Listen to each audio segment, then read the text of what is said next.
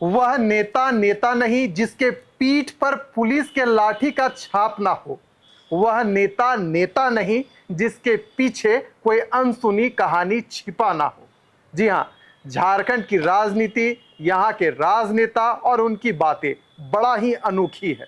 उनके बारे में आज हम चर्चा करेंगे और बताएंगे कि आखिरकार कौन सा वह नेता है जिसे पुलिस ने मंत्री पद तक पहुंचा दिया। बड़ा इंटरेस्टिंग खबर है, पहले आप इस वीडियो को देखिए। पुलिस के बारे में आप क्या बोलिएगा? पुलिस ने हमको पीट पीट के नेता बनाया है, हमको जेल भेजा है, तो हम उसके जो है इतना जो है उसका एहसान है मेरे ऊपर। यदि वो नहीं पीटती तो हम 4 बार कैबिनेट मिनिस्टर बनते, तो उसका एहसान है, उसका एहसान हम चुकता करेंगे पाई पाई। तो आपने देखा कि ये जो मंत्री हैं इनका नाम है बन्ना गुप्ता।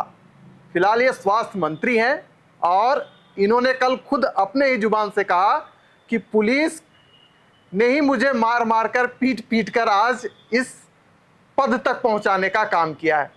पूरी वाकया आपको बताते हैं कि एक पत्रकार ने उनसे पुलिस का जो वर्दी है, जो राशन है, जो वाहन है, भत्ता बढ़ोतरी के बारे में पूछा था कि सरकार इस पर क्या कर रही है। तो बड़े ही मजाकिया ढंग से भी बन्ना गुप्ता ने इस बात का उत्तर दिया।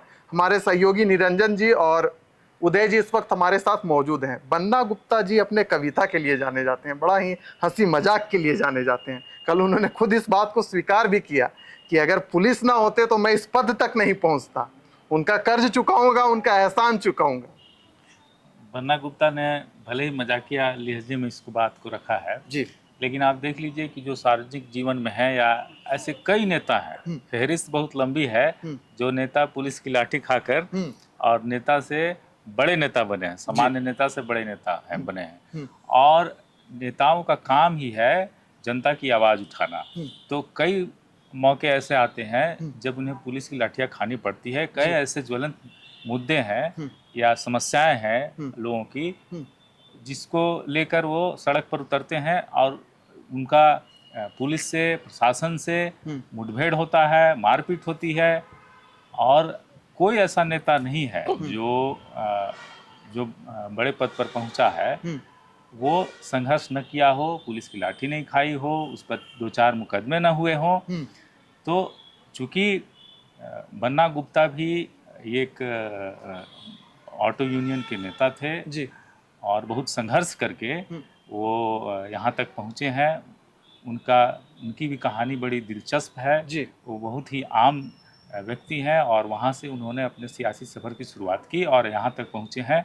ये उनके लिए बहुत बड़ी उपलब्धि है। हालांकि उन्होंने मजाकिया लहजे में जो भी बात कहा हो, लेकिन उन्होंने लंबा संघर्ष किया है। राजनीति में आज जिस मुकाम पर हैं वो, उस मुकाम पर पहुँचने में बहुत लोगों को लंबा वक्त लगता है, लेकिन वो चूँकि अपने संघर्ष के बदौलत, अपने लोगों में जो उनका पर्सनल कनेक्ट है, जिस तरह से लोगों को अपने से कनेक्ट करते हैं, लोगों के बीच जाते हैं, उनकी सेवा करते हैं, उनके मुद्दों को उठाते हैं। और लगातार इस सरकार में भी या इससे पहले भी जब भी वो मंत्री रहे, वो जनता से कैसे जुड़ना है इसका टेक्निक उनको पता है। मजाकिया लिहाज में ही भले बोले वो, लेकिन वो इस बात को ध्यान में रखते हैं कि हम कैसे लोगों का भला करें, लोगों की समस्याओं का निदान करें। निरंजन जी, झारखंड में विधानसभा का चुनाव होने वाला है। ऐसे कई सारे ज्वलंत मुद्दे हैं जो अक्सर विधानसभा के पटल पर, प्रोजेक्ट भवन के पटल पर लोग हैं उनसे अक्सर पूछते हैं, पत्रकार उनसे सवाल करते हैं। लेकिन बन्ना गुप्ता ने एक तीर से ही 2 निशाने कर लिए, ऐसा हम कह सकते हैं, क्योंकि उन्होंने पुलिस वालों का भी दिल जीत लिया। कहा कि उनका जो एहसान है हम चुकाएंगे। राजनीति के संदर्भ में अगर इसे हम जोड़कर देखें तो उनके इस बयान का क्या मतलब निकलता है?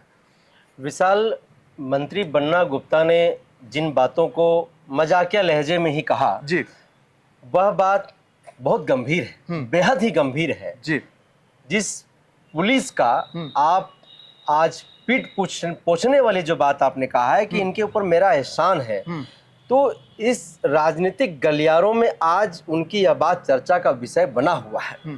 और राजनीतिक पंडितों की हम बात माने जी, तो बात उस वक्त की है जब बन्ना गुप्ता ऑटो यूनियन के नेता हुआ करते थे। जी, उस वक्त आंदोलन किया करते थे और उस दौरान जो है इनको पुलिस की लाठियों का सामना करना पड़ा था। बिल्कुल। और वही पुलिस की लाठी जो है इनको नेता बनाया भी। जी, आज उसी पुलिस का वो पीठ पोछते हुए दिखाई दिए कि उनका एहसान है मेरे ऊपर। एहसान इसलिए वो कह रहे हैं कि आप अगर मुझे लाठी नहीं मारे होते, आपकी लाठियों का मैं शिकार नहीं हुआ होता, तो कहीं ना कहीं आज बन्ना गुप्ता नहीं होता। जी। और ऐसे में वो जो बात कह रहे हैं कि आज जो कुछ भी मैं हूं या पुलिस की लाठी के मार के कारण हूं मैं, और मेरी जो सियासी कहानी है शुरुआत भी कहीं ना कहीं यहीं से आती है। जी। एक गरीब परिवार से बन्ना गुप्ता आते हैं, एक मध्यम वर्ग परिवार से आते हैं, बनिया परिवार से आते हैं। जी। और आप देखिएगा कि जिस समुदाय से वो आते हैं उस समुदाय से अमूमन राजनीति में बहुत कम गिने चुने लोग दिखाई देते हैं। जी। झारखंड में 1 महीने के बाद विधानसभा का चुनाव होना है। जी। और विधानसभा चुनाव से पहले जो इनका यह जो बात है वो कई एक महीनों में झारखंड में जो ज्वलंत मुद्दे हैं, जिन मुद्दों को लेकर के झारखंड के नौजवान सड़कों पर है, उन नौजवानों को भी एक कहीं ना कहीं वो अंकित करने की कोशिश किए हैं कि आप जिन पुलिस की लाठियों का सामना कर रहे हैं, जिन पुलिस की लाठियों से आपके शरीर फूल जा रहे हैं, पीठ पर जो लाठियां आपकी बरस रही हैं, वह पुलिस की लाठियां आपके लिए वरदान है और वही आपको नेता बनाएगा। झारखंड अलग राज्य की कहानी को आप उठा करके देख लीजिए। उस वक्त भी इसी तरीके के पुलिस की लाठियों का सामना हमारे झारखंड अलग राज्य के आंदोलनकारी किया करते थे। बिल्कुल। अभी हम पुष्कर महतो के साथ बैठे हुए थे, उन्होंने जी। झारखंड के वर्तमान वित्त मंत्री जो है जी। रामेश्वर उरांव, उनकी कहानी वो बता रहे थे। उस वक्त वो चाईबासा के इलाके में एसपी हुआ करते थे। तो कहीं ना कहीं वो एसपी होते हुए झारखंडियों को कहीं ना कहीं बचाने की कोशिश करते थे। उसमें आंसू के केंद्रीय प्रभारी जो है उसमें वो भी शामिल है। हाँ, उदय जी तो से ऐसे भी कई बातें जी, हैं। उदय जी अब आखिरी टिप्पणी आपसे रहेगी कि बन्ना गुप्ता का दिया गया यह बयान क्या पुलिस वालों के अंदर एक खलबली मचाएगी, उन्हें आकर्षित करेगी कि फिर से एक बार हेमंत सोरेन की सरकार? बिल्कुल आकर्षित करेगी। जी। आप देख लीजिए कि बन्ना गुप्ता चूंकि अपने स्वास्थ्य विभाग के मंत्री तो हैं ही, और अन्य मसलों पर भी लगातार बोलते रहते हैं, और हेमंत सरकार का जो पक्ष है वो पूरे शिद्दत से जनता के बीच रखते आए हैं। जी। तो इसमें कहीं कोई दो राय नहीं है कि अभी जब चुनाव होने वाले हैं और सरगर्मी तेज हो चुकी है झारखंड में, तो पुलिस वालों की आंखें पोंछकर और उनके आश्रितों, उनके परिवार वालों की आंखें पोंछकर वो चाहते हैं एक संदेश देना कि हम आपके साथ हैं और आपकी जो भी मांग है ये सरकार पूरी शिद्दत से उसको पूरा करेगी। ये सरकार संवेदनशील है, इसलिए आपको डरने की आवश्यकता नहीं है। भले ही मजाकिया लहजे में उन्होंने कहा है, लेकिन उन्होंने इस बात को गंभीरता से उठाया है, गंभीरता से इस पर चर्चा भी करेंगे और इसको पूरा करेंगे। जी। चलिए, तो बन्ना गुप्ता अपने बयानों के लिए जाने जाते हैं। कभी वो कविता के माध्यम से बहुत कुछ कह जाते हैं, तो कभी अन्य माध्यमों से बहुत बड़ा संकेत दे जाते हैं। अब बन्ना गुप्ता के इस बयान का आप ही मायना निकालिए। हमें दीजिए इजाजत।